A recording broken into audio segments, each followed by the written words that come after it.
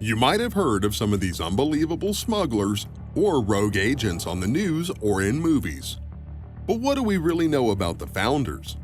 Let's learn more about some of the top gang founders in America. An organization called MS-13, also known as Mara Salvatrucha, was founded in Los Angeles, California by Ernesto Miranda, aka Smokey, a former soldier in El Salvador who fled to Los Angeles in an attempt to escape the violent civil war that had ravaged his home country. Unfortunately, in hope of finding peace in Los Angeles, he faced plenty of violence in the Mexican neighborhoods on the streets of LA. Alongside with other immigrants, this is what led Smokey for the very first version of MS-13, which was called MSSS. It was later on that the third S was replaced by the number 13, which symbolized the 13th letter in the alphabet. Soon the organization started to grow, and MS-13 needed more protection in prison due to the stronghold they already established. In line with this, they formed an alliance with the Mexican Mafia, called La M. However, Ernesto seemed to turn his life around when he was deported back to El Salvador. While studying law, he was also a working father, hoping to keep his children out of the troubled part of his life. Unfortunately, the dream was short-lived because he was gunned down outside his home. Kosher Mafia, a Jewish mob, is an organization that was founded by Arnold Rothstein, who was also known as the Brain. Early in the 1900s during the Prohibition era, an opportunity in bootlegging liquor came knocking at Arnold's door. Since his main office was in Manhattan, located at Broadway and 49th Street, Arnold totaled over $10 million, which is an equivalent to $125 million in today's valuation. With that, it makes him one of the wealthiest gangsters in U.S. history. However, it wasn't Arnold's first time tasting big money. He grew up from a wealthy family. His father was a wealthy businessman named Abraham Rothstein. Arnold's gambling habit started at a young age, which led him to patch things up by allegedly fixing the 1919 World Series. However, his gambling habit is what led to his death. In the year 1928, Arnold refused to pay a debt of $32,000, which he owed from a high-stakes poker game. On his deathbed, Arnold refused to give any information about the person who shot him. He told them in quotes, "You stick to your trade, and I'll stick to mine." As early as the 1900s, big underground organizations were already operating. One of those organizations was called the Black Gangster Disciples. It was an organization founded in the late 60s and was located on the south side of Chicago. Its founders were Larry Hoover, who was also the leader of the Supreme Gangsters, and David Barksdale, the leader of the Black Disciples. Since there was an endless violence that plagued the black community in Chicago, Larry Hoover proposed an idea of ending and soon formed an alliance with David Barksdale. At the beginning of the operation, they were able to divert their attention to the community outreach programs and legitimate business. However, this would come to an end when the drugs took over the streets during the 70s. Members grew rich and some even became victims of the drugs themselves. Soon in 1974, David Barksdale passed away due to kidney failure. This led Larry Hoover to be in charge of the organization while behind bars. Larry was sentenced to 6 life terms for racketeering charges. With no leaders to guide them, the organization began feuding with each other, which was once a strong alliance and now has ended up as a rivalry. The Black Mafia family, or known as the BMF, was an organization founded by Demetrius Flannery in Detroit in the late 80s. Demetrius Flannery, aka Big Meech, founded the organization with his brother Terry. Within the year 2000, they had direct connection with the Mexican cartels, which was a big help in establishing a $250 million coke distribution empire in the States. The feds had stated they had 2 main hubs. One was in Atlanta run by Big Meech, and its purpose was for distribution, while the other hub was in Los Angeles, which was run by his brother Terry, and it was for the incoming shipments from Mexico.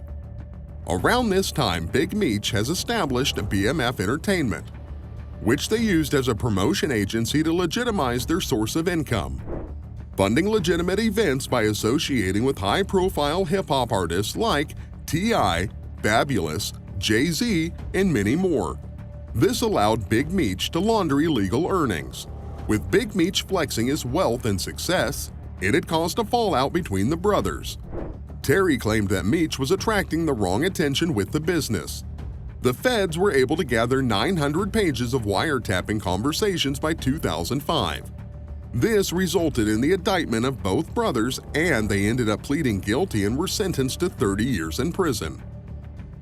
Named after the three revolutionaries of the Dominican War of the Independence, the Trinitarios was founded. Within Rikers Island Jail, the organization was founded in the early 90s in New York.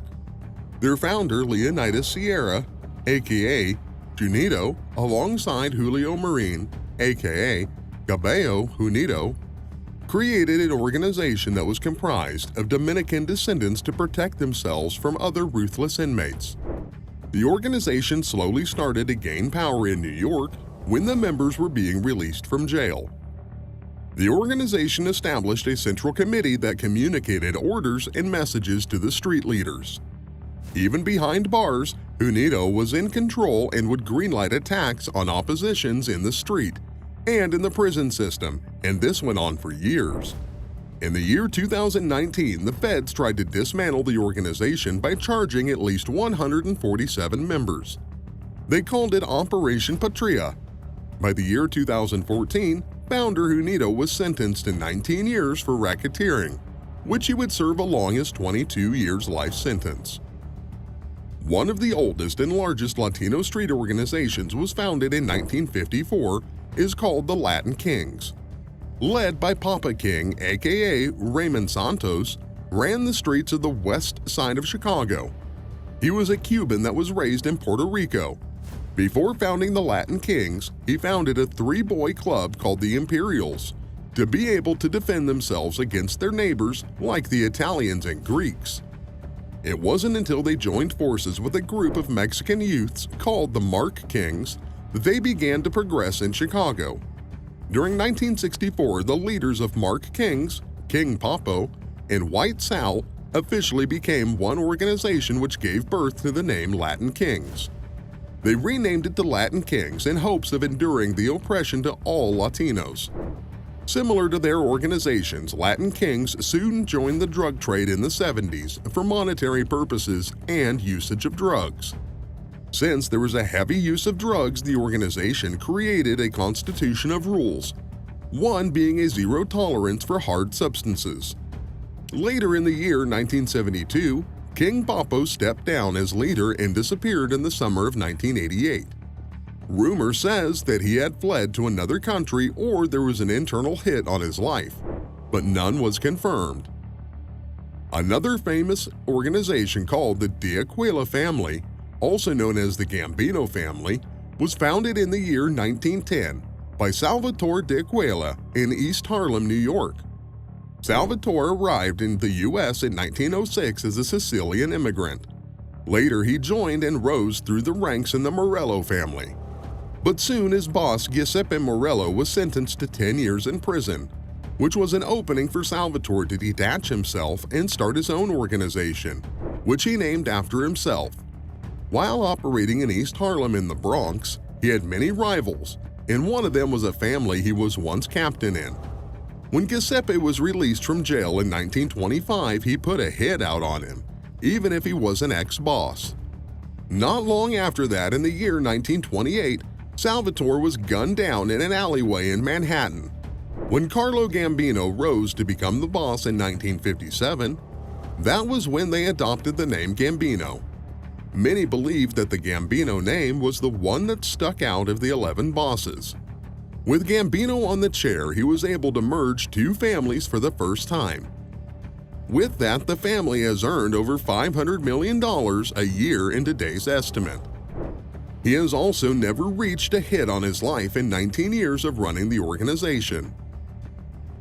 La M, an organization founded in 1957 by Luis Flores, aka Güero Buff, alongside 13 Hispanic street members who were from opposing organizations.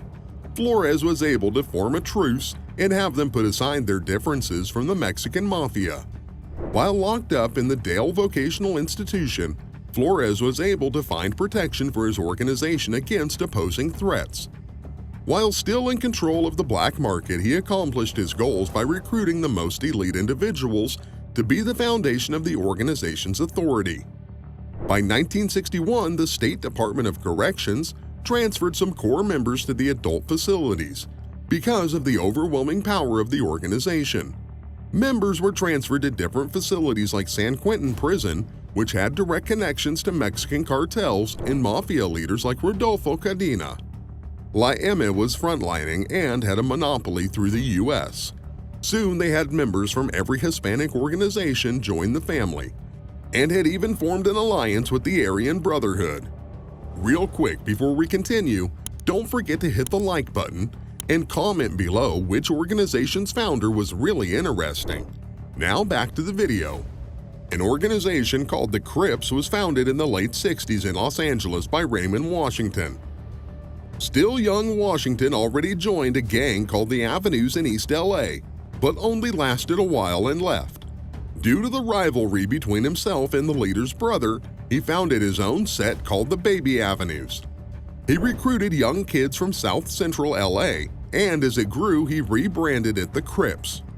The name was inspired by his brother Reggie Washington's nickname. With a reputation as one of the best fist fighters in South Central, Raymond was able to influence others to join the Crips and establish subgroups. By the year 1971, Washington was approached by another leader named Stanley Williams, also known as Tookie, who he attended high school with. Tookie had a reputation for fighting larger and established gangs. It was proposed they form an alliance and join both and create one large organization, but still hold on to the Crips name. Tookie had agreed and united the East and West, which made the Crips the largest street gang in Los Angeles.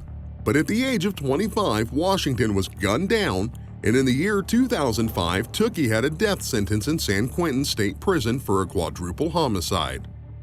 As you see the man on the thumbnail, he was not the one that started the first blood set. He did start the United Blood Nation. We'll get more to that later. No one was named the founder of the Bloods because it was created as a subgroup from a larger organization. By 1969, the Crips were becoming the most dominant organization in Los Angeles, and had started to captivate smaller groups around them. One of these groups was called the Pirates, but soon Pirates broke away and formed a new alliance because opposing smaller groups grew tired of being victimized for not joining the Crips. The Pirates formed an alliance with the groups like the Brims Lunar Park Hustlers, Denver Lanes, and the Bishops. With this new alliance, they called each other as Bloods. Their reputation was they offered protection against the gang-dominating Crips.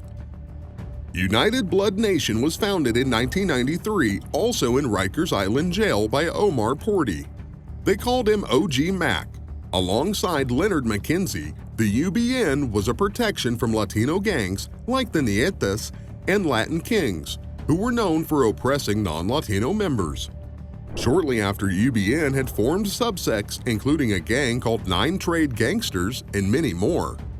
By 1999, OG Mac was released from prison and took UBN to the streets of New York and made it into a much more powerful organization. It only took 3 years after his release before he was charged with 10 new charges, which included racketeering, and was given 50 years in prison. These are just to name a few of gang founders that became foundations to other organizations today. What do you think of our video? Comment down below your thoughts, and don't forget to hit the like and subscribe button.